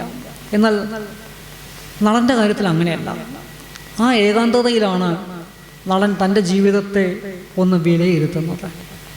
ഏകാന്തത എന്നൊരംശം അവിടെ ഉണ്ണായിവാരൻ ആവിഷ്കരിച്ചിട്ടില്ലായിരുന്നുവെങ്കിൽ മൂന്നാം ദിവസത്തിലെ ബാഹുകൻ്റെ ഈ ചിന്തകൾക്ക് യാതൊരു പ്രസക്തി ഉണ്ടാവില്ലായിരുന്നു. ഇവിടെയാണ് ഈ കൃതിക്ക് ഒരു നാടകീയത കൈവരുന്നത്. സംസ്കൃത നാടകങ്ങളിൽ രണ്ട് തരത്തിലുള്ള ഏകാന്തതകളുണ്ട്. ഒന്ന് പെട്ടെന്നുണ്ടാവുന്ന ക്ഷണികമായിട്ടുള്ള ഏകാന്തത, ക്ഷണിക ഏകാന്തത അല്ലെങ്കിൽ മൊമെൻ്ററി സോളിറ്റ്യൂഡ് എന്നൊക്കെ പറയണത്. ഒരു 5-6 കഥാപാത്രങ്ങളൊക്കെ ചിലപ്പോൾ രംഗത്ത് നിന്ന് അങ്ങനെ ഭാഷണം നടത്തുന്നുണ്ടാവും. അതിനിടയ്ക്ക് ഒരു കഥാപാത്രം മാത്രം മുന്നോട്ട് കയറിയിട്ട് ആത്മഗതം പറയുന്നു. അത് ബാക്കിയുള്ളവർ കേൾക്കുന്നില്ല, കാണികൾ മാത്രം കേട്ടാൽ മതി. അത് മൊമെൻ്ററിയാണ്. മറ്റൊന്ന് ഈ ഇലോങ്ങേറ്റഡ് ആണ്, കുറച്ചുകൂടി നീണ്ടു നിൽക്കുന്ന ഏകാന്തതയാണ്. ഈ രണ്ടിടത്തും ആ ഏകാന്തതയുടെ ഒരു സാന്നിധ്യം കാണാം. ദിലീപന് കാമധേനുവിൻ്റെ ശാപാണ്, നളന് കലിബോധയാണ്. രണ്ടിൻ്റെയും അടിസ്ഥാനം പശ്ചാത്തലം കാന്താസക്തി തന്നെ. ദിലീപന് സ്വശരീരം, അത് പ്രാണൻ തന്നെ സിംഹത്തിൻ്റെ മുമ്പിൽ വെച്ച് കൊടുക്കേണ്ടി വന്നു. നളന് ആദ്യം ബഹിഷ്കരപ്രാണനായ ദമയന്തിയെ ഉപേക്ഷിക്കേണ്ടി വന്നു. പിന്നീട് കാർക്കോടകൻ്റെ വിഷത്തിന് തൻ്റെ ശരീരത്തെ തന്നെ വിട്ടുകൊടുക്കേണ്ടി വന്നു. ഏതാണ്ട് മരണസമാനമായിട്ടുള്ള ഒരവസ്ഥ തന്നെ. ഇതെല്ലാം കൃത്യമായിട്ട് ഒന്നിനൊന്ന് എതിർ നിർത്താം എന്നുള്ള ഒരു വാദമല്ല ഞാൻ മുന്നോട്ട് വയ്ക്കുന്നത്. അത്രയും സൂക്ഷ്മമായിട്ട് സദൃശപ്പെടുത്തേണ്ട കാര്യവുമില്ല. ഒന്നിൻ്റെ സംസ്കൃതി ഇങ്ങോട്ട് പകർന്നു പറ്റിയിട്ടുണ്ട്, കാളിദാസകൃതിയുടെ സംസ്കൃതി ഇങ്ങോട്ട് പകർന്നു പറ്റിയിട്ടുണ്ട് എന്നുള്ളത് മാത്രമാണ്. മൂന്നാം ദിവസത്തിൻ്റെ തുടക്കത്തിൽ ഭക്തനെങ്കിലും ദേവന്മാരോട് പരിഭവിച്ചു കൊണ്ടുവരുന്ന നളൻ അവർ തന്ന വരങ്ങളൊക്കെ വിഫലങ്ങളായതിന് പരിഭവിക്കുന്നുണ്ട്. പക്ഷെ കുറച്ച് കഴിയുമ്പോൾ അദ്ദേഹം മനസാന്നിധ്യം വീണ്ടെടുക്കുന്നു. നാട്ടിലെ സർവ്വസുഖങ്ങളും ഇവിടെയുണ്ടെന്ന് മനസ്സിലാക്കുന്നു. എന്നിട്ട് അവിടെ സഞ്ചരിച്ചു കൊണ്ടിരിക്കുന്ന സന്ദർഭത്തിൽ കാർക്കോടകനെ കണ്ടുകിട്ടുന്നു. കാർക്കോടകൻ്റെ നിർദ്ദേശപ്രകാരം ഋതുപർണ്ണൻ രാജധാനിയിലേക്ക് പോവുകയും ചെയ്യുന്നു. പുഷ്കരനെ ചൂതിന് വിളിക്കുന്ന 4-ാം ദിവസത്തിൽ നളൻ ഒന്ന് പരുക്കനായിട്ട് പെരുമാറുന്നുണ്ട്. ഈ പരുക്കൻ പെരുമാറ്റം ഒരിക്കലും കാളിദാസൻ്റെ കഥാപാത്രങ്ങളിൽ കാണില്ല എന്ന് തന്നെയാണ് തോന്നിയിട്ടുള്ളത്. ഇന്ദ്രൻ തൻ്റെ അച്ഛൻ്റെ യാകാശത്തെ ഹരിച്ചു കൊണ്ടുപോയ സന്ദർഭത്തിൽ ആ ഇന്ദ്രനുമായിട്ട് സംസാരിക്കുന്ന രഘുവും വളരെ മാന്യമായിട്ടാണ് സംസാരിക്കുന്നത്. രാമൻ പരശുരാമനോട് സംസാരിക്കുന്നതിനെ കുറിച്ച് ഞാൻ നേരത്തെ പറഞ്ഞു. അത്രയ്ക്കുള്ള ഒരു ഒതുക്കം ഇവിടെ നളനിൽ കാണുന്നില്ല. കാരണം അദ്ദേഹം ക്ഷത്രിയനാണ്. അപകാരം ചെയ്തവരെ തന്നെ മുന്നിൽ കിട്ടുമ്പോൾ ഏത് ക്ഷത്രിയനും തൻ്റെ പ്രഭാവം ഒന്ന് കത്തിജ്വലിക്കാതിരിക്കാൻ പറ്റില്ല എന്നുള്ളതാണ്. അത് ഇത്തരത്തിൽ പെരുമാറിയവനെ കയ്യിൽ കിട്ടിയാൽ അത് സ്വാഭാവികവുമാണ്. പക്ഷെ തൊട്ട് പിന്നാലെ അത് ദുഷ്കീർത്തികരമാവുമോ? തൻ്റെ ബന്ധുവാണ്, തൻ്റെ വംശത്തിലുള്ള ഒരാൾ തന്നെയാണ്. അയാളെ കൊല്ലുന്നത് എങ്ങനെയാണ്? തന്നോട് കാണിച്ചത് നിൽക്കട്ടെ, ദമയന്തിയെ പറ്റി പറഞ്ഞതോ അതിന് വധമല്ലാതെ എന്താണ് ശിക്ഷ കൊടുക്കുക? ഇങ്ങനെയൊക്കെ ആലോചിച്ച് അദ്ദേഹം സംശയത്തിൽ നിൽക്കുമ്പോഴാണ് ഹംസം വരുന്നത്. ഹംസത്തിൻ്റെ വാക്യങ്ങൾ കേട്ടോടുകൂടി അദ്ദേഹം പഴയ ആ പ്രണയത്തിൻ്റെ ഒരു ലോകത്തിലേക്ക് ഒന്ന് മടങ്ങിപ്പോയിട്ട് തിരിച്ചു വരുന്നു. എൻ്റെ വംശജനായ നീ ദീർഘകാലം ജീവിച്ചിരിക്കുക എന്ന് പറഞ്ഞ് അദ്ദേഹത്തെ വിട്ടുകൊടുക്കുകയും ചെയ്യുന്നു. തൻ്റെ ശത്രുവിനെ, തന്നോട് തന്നെ ഇത്രയ്ക്കും ബുദ്ധിമുട്ടിച്ച ഒരുത്തനെ തൻ്റെ മുന്നിൽ കിട്ടിയിട്ട് എന്താണ് അയാളോടും നളൻ ഇങ്ങനെ പെരുമാറിയത്? ഈ പ്രജാധിപത്യം തന്നെയാണ്. പ്രജാനാമധിപ എന്ന് കാളിദാസൻ പറഞ്ഞ പ്രജകളുടെ മുഴുവൻ അധിപനാണ്. ആ നിലയ്ക്ക് പുഷ്കരൻ്റെയും അധിപൻ തന്നെയാണ്. എങ്ങനെ വേണം? പ്രജാനാം വിനയാധാനാൻ രക്ഷണാത് ഭരണാദപി, രക്ഷിക്കലും ഭരിക്കലും ഒക്കെ അദ്ദേഹത്തിന് പറഞ്ഞിട്ടുള്ളതാണ്. അതുകൊണ്ട് അതേ മട്ടിൽ ദിലീപനെ പോലെ തന്നെ അദ്ദേഹം അവിടെയും പെരുമാറുന്നു. പറഞ്ഞു തുടങ്ങിയപ്പോൾ രഘുവംശമാണ് അദ്ദേഹത്തിന് കൂടുതൽ സ്വാധീനിച്ചിട്ടുണ്ടാവുക എന്ന് പറഞ്ഞു. ശകുന്തളല്ല എന്ന് ഞാൻ ഒന്ന് സൂചിപ്പിച്ചിട്ടുണ്ടായിരുന്നു. അതിന് കാരണം എന്താണെന്ന് വെച്ചാൽ,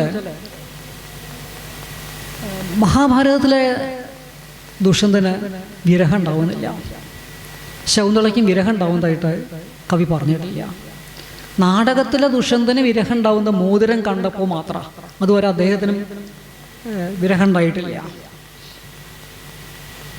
എന്നാൽ നളൻ്റെ അവസ്ഥയിലേക്ക് വരുമ്പോഴോ അദ്ദേഹത്തിൻ്റെ ധർമ്മവ്യഥ എന്താണ്? കാട്ടിലൊരവസ്ഥ അങ്ങനെയാണ്.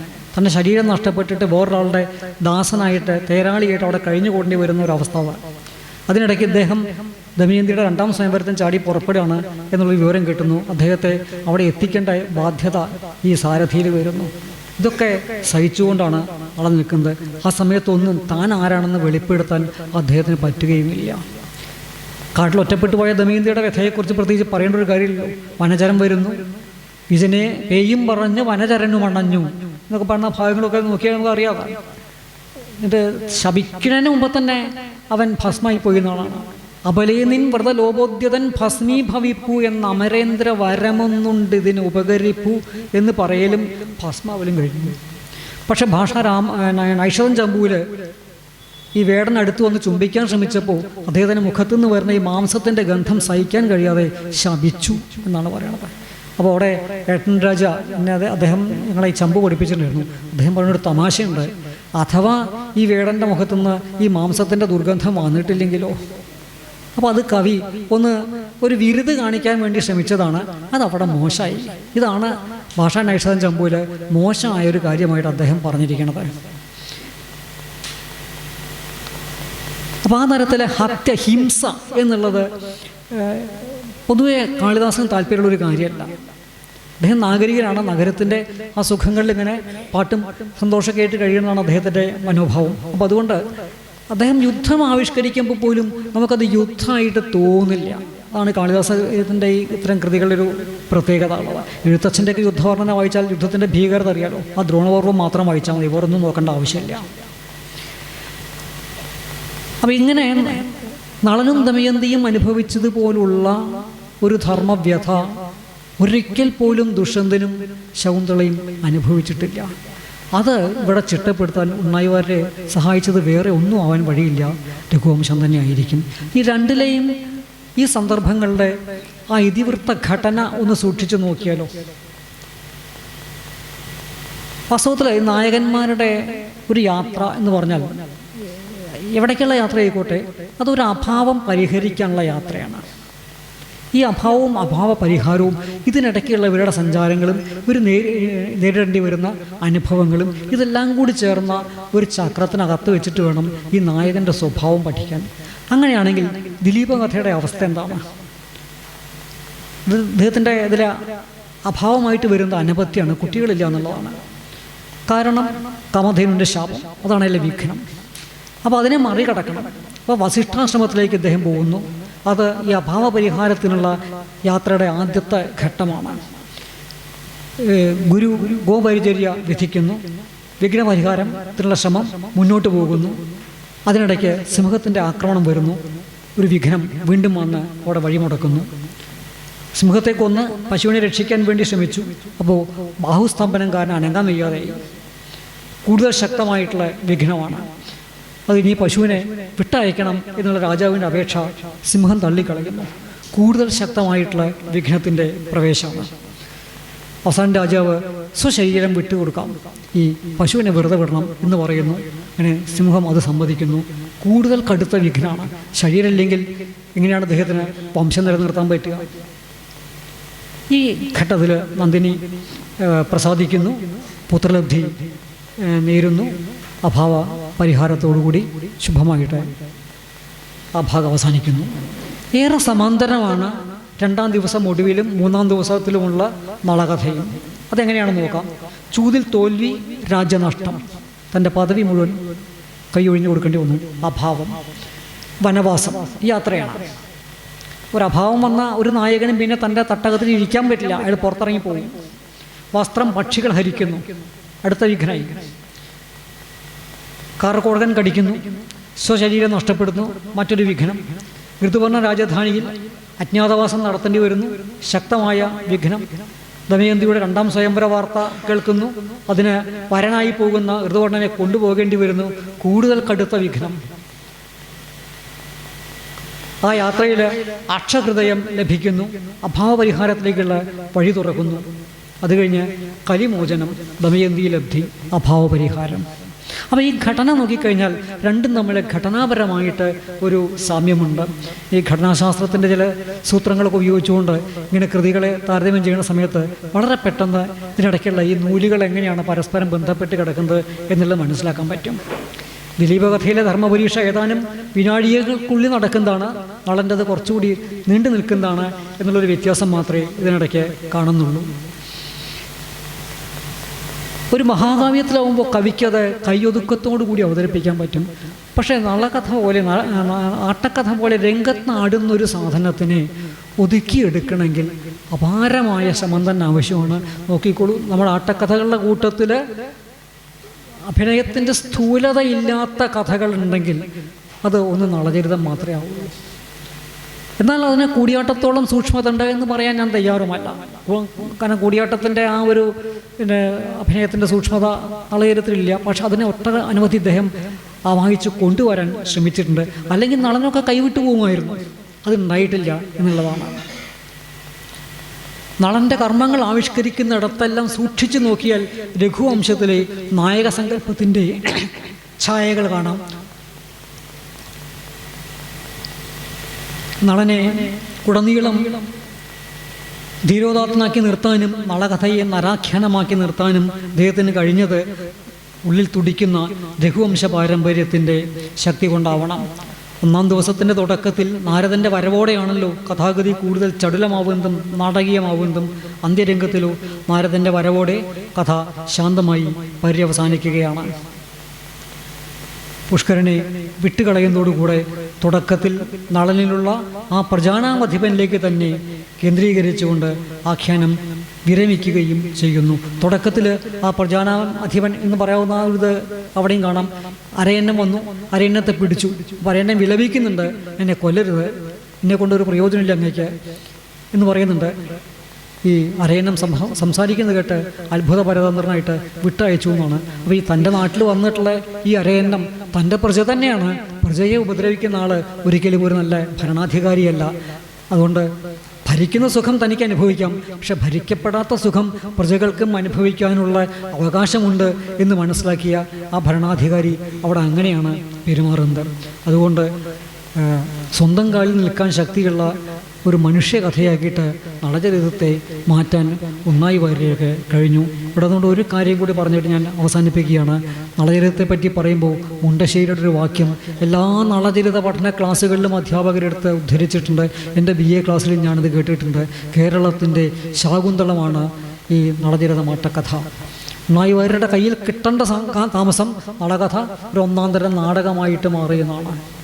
മുണ്ടശ്ശേരി പറഞ്ഞതുകൊണ്ട് തന്നെ ഇത് എത്രയോ കാലം കേരളത്തിലെ നളചരിത ക്ലാസ്സുകൾ അതിനെ കൊണ്ടു നടന്നു. നളചരിതം പഠിപ്പിക്കുന്ന അധ്യാപകർ ഇത് കുട്ടികൾക്ക് ഇങ്ങനെ പറഞ്ഞു കൊടുത്തുകൊണ്ടിരുന്നു. ആ തെറ്റായിട്ടുള്ള ആശയം വീണ്ടും വീണ്ടും വീണ്ടും ക്ലാസ്സുകളിലൂടെ പുനരുൽപ്പാദിപ്പിക്കപ്പെട്ട് ഇങ്ങനെ കേരളത്തിൽ പഠനം നടന്നു എന്നുള്ളതാണ്. എന്തിനാണ് ശാകുന്തളത്തിൻ്റെ ചുമലിൽ കയറി നളചരിതം യാത്ര ചെയ്യുന്നത്? നളനും ദമയന്തിയും അനുഭവിച്ച ധർമ്മവ്യഥയുടെ നേരിയൊരംശം പോലും അനുഭവിക്കാൻ ശേഷിയില്ലാത്ത 2 കഥാപാത്രങ്ങളെ കേന്ദ്രീകരിച്ചിട്ടുണ്ടായിട്ടുള്ളൊരു കൃതിക്ക് ഈ പദവി കൊടുക്കുന്ന മുണ്ടശ്ശേരി എന്താണ് ആലോചിച്ചത്? അദ്ദേഹത്തെ പൂർണ്ണമായിട്ട് കുറ്റം പറയണ്ട. CJ-യുടെ ഉയരുന്ന യവനികയെക്കുറിച്ചുള്ള പ്രഭാഷണത്തിനിടെ ആനുഷംഗികമായി മുണ്ടശ്ശേരി പറഞ്ഞൊരു കാര്യത്തെ വേദവാക്യമാക്കി നളചരിതം ക്ലാസ്സുകളിലേക്ക് കൊണ്ടു നടന്ന ഗുരുനാഥന്മാർ തന്നെയാണ് ഇതിന് ഉത്തരം പറയേണ്ടത്. അവർ തന്നെയാണ് നളചരിതത്തെ നിരന്തരം അപമാനിച്ചു കൊണ്ടിരുന്നത് എന്ന് പറഞ്ഞ് ഞാൻ നിർത്തട്ടെ. നമസ്കാരം. ഒരു സംശയം കൂടി അനുബന്ധമായിട്ട് ചോദിക്കുന്നുണ്ട്. ഒരു പ്രഭാഷണത്തിൻ്റെ ഭാഗമായി ഒരു കാവ്യത്തെ ഇത്രയധികം വിശകലനം ചെയ്യുകയും അതിൻ്റെ ആത്മാവിനെ തൊട്ടറിയുകയും ചെയ്തിട്ടുമ്പോൾ അരങ്ങ് നിർമ്മിതികൾ, കഥാപാത്രങ്ങളായാലും നടന്മാരായാലും അതിൽ നിന്ന് എത്രത്തോളം അതിൽ നീതി പുലർത്താൻ ഇന്നത്തെ അരങ്ങുകൾക്ക് സാധിക്കുന്നുണ്ട്? അതിൽ ഏതെങ്കിലും ഭാഗങ്ങൾ ഒരു അനുവാചകൻ എന്നുള്ള നിലയിൽ അങ്ങേക്ക് നിർദ്ദേശിക്കാവുന്ന, അല്ലെങ്കിൽ കണ്ടറിഞ്ഞിട്ടുള്ള ഒരു ഭാഗം കൂടി സൂചിപ്പിക്കാമോ അനുബന്ധമായി? ഞാൻ വിശദീകരിക്കാൻ ശ്രമിക്കാം. വിശദീകരിക്കാൻ പറ്റുമെന്ന് എനിക്ക് അറിഞ്ഞുകൂടാ. കാരണം അത് ഇതിൻ്റെ രംഗപ്രയോഗത്തെക്കുറിച്ച് പറയാൻ മാത്രം ഞാൻ കഥകളുടെ കാര്യത്തിൽ അത്ര വിദഗ്ധനല്ല. കഥകൾ കാണാറുണ്ട് എന്നുള്ളതല്ലാതെ. പക്ഷെ എനിക്ക് ഗോപിയാശാൻ്റെയും കൃഷ്ണൻകുട്ടിയാശാൻ്റെയും ഈ 2ാം ദിവസത്തിലെ അവസാന ഭാഗത്തുള്ള നളൻ്റെ ആ അഭിനയം, അതുപോലെ ബാഹുകൻ്റെ ആ അഭിനയം, ഇത് രണ്ടും കണ്ടിട്ട് കണ്ണ് നിറഞ്ഞു പോയിട്ടുണ്ട്. ഈ നളനെ ഞാൻ അറിയില്ലല്ലോ. മഹാഭാരതത്തിലൊരു ഉപാഖ്യാനത്തിൽ വന്നൊരു കഥാപാത്രം, ദമയന്തിയെയും ഞാനറിയില്ല. ഒരു സിനിമയിലോ സീരിയലിലൊക്കെ കണ്ടു കഴിഞ്ഞാൽ നമ്മളെപ്പോലുള്ള മനുഷ്യന്മാർ കരയണു, ചിരിക്കണു, തമാശ പറയണു. അപ്പോൾ വേഗം നമുക്കതിനോട് സംവദിക്കാൻ പറ്റും. ഇതൊന്നുമില്ലാതെ ഈ കൃത്രിമമായിട്ടുണ്ടാക്കിയ ഈ വേഷത്തിൽ വന്നിട്ട് അവരുടെ കൃഷ്ണൻകുട്ടിയാശാന, ഗോപിയാശാനൊക്കെ അവരുടെ സ്വത്വം മറച്ചു വെച്ചിട്ട് നളനായിട്ട് ബാഹുകനായിട്ട് രംഗത്ത് വരുന്നത്.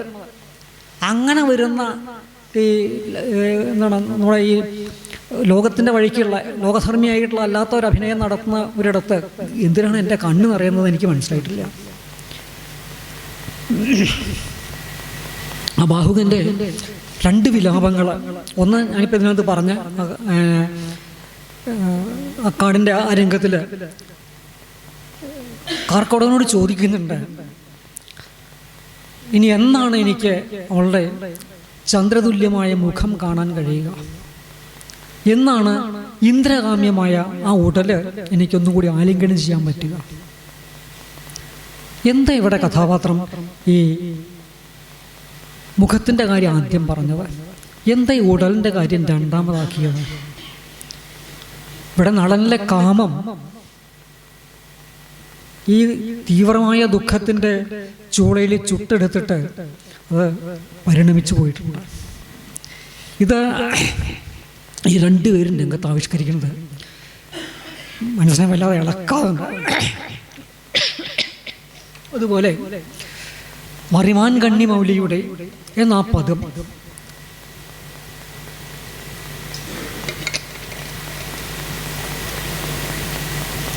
രംഗത്ത് ആടുന്നത് കേട്ടിട്ട് കണ്ണ് നിറഞ്ഞിട്ടുണ്ട്.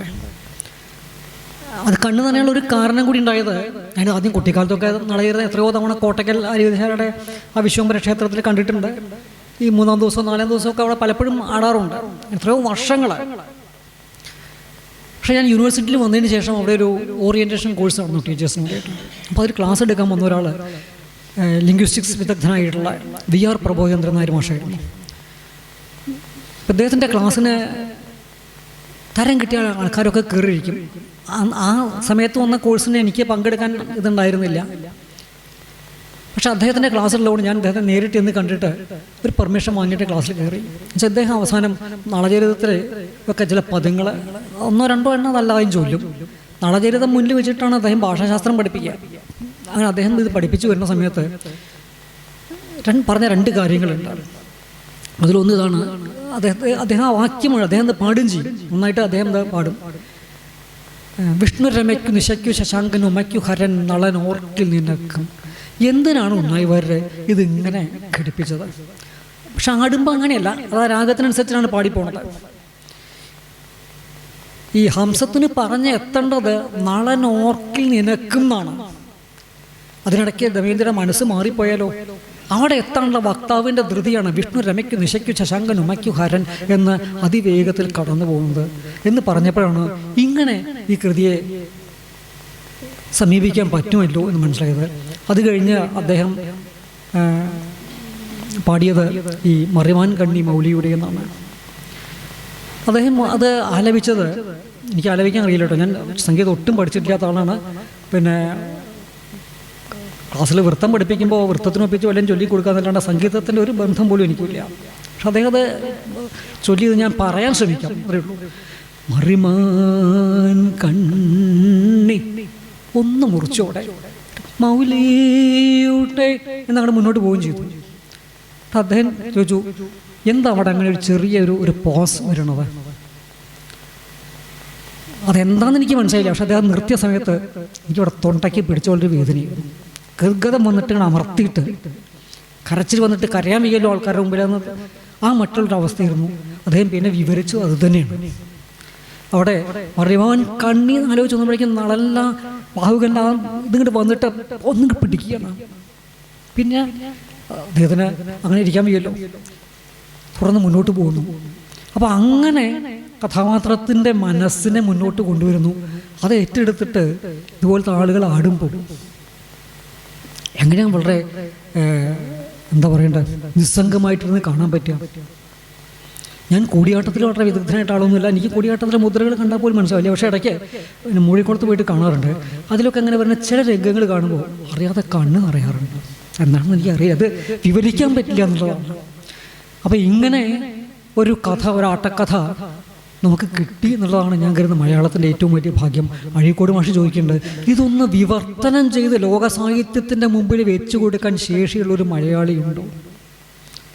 അത് കൊടുത്താൽ എന്തായിരുന്നു ഇങ്ങനത്തെ രംഗകലയിലെ സാഹിത്യത്തിലെ മലയാളത്തിൻ്റെ ശേഷി എന്ന് ലോകം മനസ്സിലാക്കും. അത് കഴിയുന്നതുവരെ നമുക്ക് ഒന്നും ചെയ്യാനില്ല. രണ്ട് മഹാകൃതികളിലെ വനാനുഭവങ്ങൾ താരതമ്യം ചെയ്തുകൊണ്ട് ഡോക്ടർ ദിലീപ് കുമാർ ഇവിടെ നടത്തിയ പ്രഭാഷണത്തിന് നന്ദി പ്രകാശിപ്പിക്കുന്നതിനോടൊപ്പം ഇതേക്കുറിച്ച് 2 വാക്ക് സംസാരിക്കുന്നതിനായി ശ്രീ ദിനേശ് വാര്യരെ ക്ഷണിക്കുന്നു. രഘുവംശവും നളചരിതവും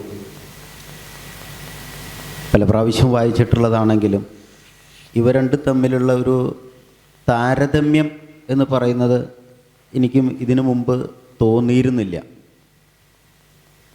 എന്നാൽ നളചരിതത്തിൽ കാളിദാസൻ എന്ന് പറയുന്ന കവിയുടെ സ്വാധീനം പലയിടത്തും തോന്നിയിട്ടുള്ളതാണ്.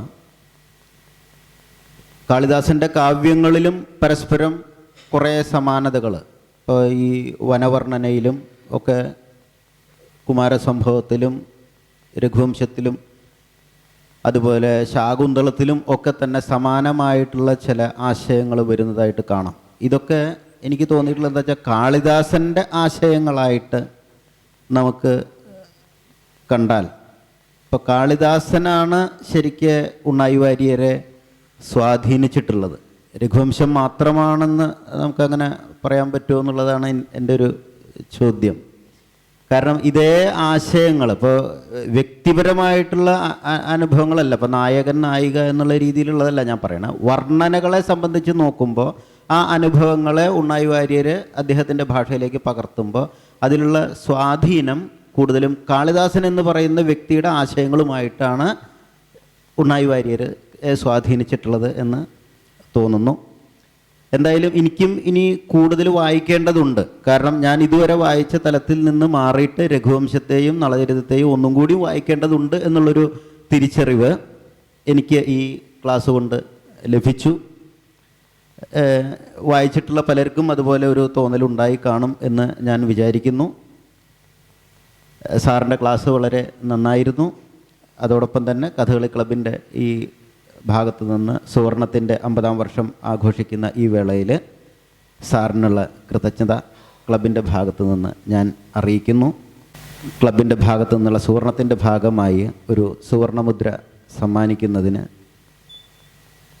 നരേന്ദ്ര വാര്യരെ ക്ഷണിച്ചുകൊള്ളുന്നു. ഇന്നത്തെ പ്രഭാഷണം ഞാൻ പകുതി മാത്രമേ ഉൾക്കൊള്ളാൻ പറ്റുള്ളൂ. കാരണം എൻ്റെ ചെവി 20% പ്രവർത്തിക്കുന്നുള്ളൂ, അതുകൊണ്ട് മാത്രം.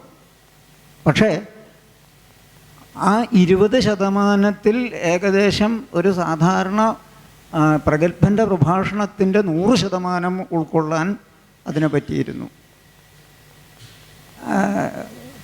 ഈ അതിസങ്കീർണമായ ഒരു പ്രമേയമാണ് എടുത്തിരിക്കുന്നത്. അതായത് നൈഷധത്തിലെയും രഘുവംശത്തിലെയും കഥാപാത്രങ്ങൾ വനത്തിൽ നിന്ന് എന്തനുഭവിച്ചു എന്ന്. ആ കഥാപാത്രങ്ങൾ അനുഭവിച്ചിട്ടുള്ളത് രഘുവംശത്തിൽ എങ്ങനെയാണെന്ന് വെച്ച് കഴിഞ്ഞാൽ ഒരു വലിയ വനവർണ്ണനയായിട്ടല്ല, ഒരൊറ്റ ശ്ലോകം മതി. ചിലപ്പോൾ ശ്രീരാമൻ പോലും ഒന്ന് ഞെട്ടിയേക്കാവുന്ന ഒരൊറ്റ ശ്ലോകം. അതായിരുന്നു രഘുവംശത്തിലെ ഈ വനാനുഭവത്തിൻ്റെ ഒരു അംശം. അതാ ശ്ലോകം ഏതറിയോ? സന്ധ്യഭ്രഭിഷസ്തത്ര വിരാധോ നാമ രാക്ഷസ ആരുരോധ തയോർമധ്യേ വ്യാളീ ചന്ദ്രാർക്കയോരിവ. ഇതിലധികം എന്തിനാ? വെറുതെ കാട്ടിലെ മരം ഇത് അത്തിയാണ്, ഇത് മറ്റേ അരത്തയാണ്, മറ്റേതാണ് മറത്തതാണെന്നൊക്കെ പറഞ്ഞ് അതിൻ്റെ ഒന്നും ആവശ്യമില്ല. ആ കഥാപാത്രങ്ങൾക്ക് എങ്ങനെ അനുഭവം ഉണ്ടാകുന്നു? ആരുരോധ തയോർമധ്യേ വ്യാളി ചന്ദ്രാർക്കയോരിവ. ചന്ദ്രൻ്റെയും സൂര്യൻ്റെയും ഇടയ്ക്ക് ഗ്രഹം വന്ന്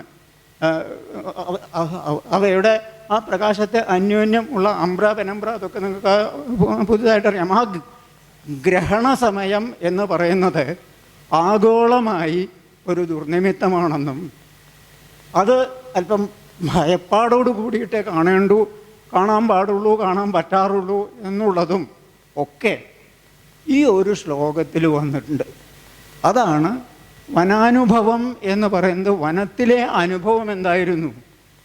വിരാധോ നാമ രാക്ഷസ ആരുരോധ തയോർമധ്യേ വ്യാളീ ചന്ദ്രാർക്കയോരിയോ. ആ ഉപമനെ ഒന്ന് നോക്കൂ. അതിന് ഞാൻ സംസാരിക്കാൻ തുടങ്ങി ആദ്യമായി പോകും. നക്ഷത്രത്തിൽ ഇത്രത്തോളം ശക്തി ഉണ്ടോ വനാനുഭവങ്ങൾക്ക് എന്ന് സംശയാട്ടോ. കാരണം എന്താ വെച്ചാൽ വനസുഖം ആരറിഞ്ഞു? കാട്ടിൽ നല്ല സുഖമാണെന്നാണ് ഉപകഥാപാത്രത്തെ കൊണ്ട് പറയിപ്പിക്കുന്നത്. ആ ഭാഗവും മറ്റൊക്കെ ഭാരതത്തിൽ ഇതിൽ നക്ഷത്രത്തിലില്ല. നക്ഷത്രത്തിൽ ഇവരുടെ ഈ ഫസ്റ്റ് നൈറ്റ് വരെ ഉള്ളൂ കേട്ടോ. മറ്റേ ഭാരതത്തിൽ ഈ കാട്ടാളൻ്റേത് ഒരു 6 ശ്ലോകവും മറ്റേ അതിലുള്ളൂ. ആ 6 ശ്ലോകം കൊണ്ട് പറയുന്ന കൂട്ടത്തിൽ വനസുഖമാരറിഞ്ഞു എന്നൊന്നും പറയുന്നില്ല. ഒന്ന് ശ്രദ്ധിച്ചു നോക്കി, ആ നോട്ടം പഴച്ചു എന്ന് തോന്നിയപ്പോൾ തന്നെ ദമയന്തി ശപിച്ചു എന്നാണ്. ഭാരതത്തിൽ ആ ശ്ലോകത്തെ ഈ കാട്ടാള എപ്പിസോഡിനെ പറ്റിയിട്ട് പറയുന്നുള്ളൂ എന്നാണ് എൻ്റെ ഓർമ്മ. ഏതായാലും ഇത്ര അതിസൂക്ഷ്മവും അതിഗഹനവുമായിട്ടുള്ളൊരു വിഷയത്തിൽ പ്രൊഫസറെ പോലെ ഒരാൾ നമുക്ക് പലതും പറഞ്ഞു തന്നു എന്നുള്ളതിന് നന്ദി രേഖപ്പെടുത്തുന്നതോടൊപ്പം പരിപാടിയുടെ ഒരു എന്താ പറയണ്ടേ, അതിൻ്റെ ഒരു ഓർമ്മയ്ക്കായിക്കൊണ്ട് ഞാൻ ഒരു മുദ്ര അദ്ദേഹത്തെ അണിയിക്കട്ടെ, നിങ്ങളുടെ എല്ലാവരുടെയും അനുവാദത്തോടു കൂടി.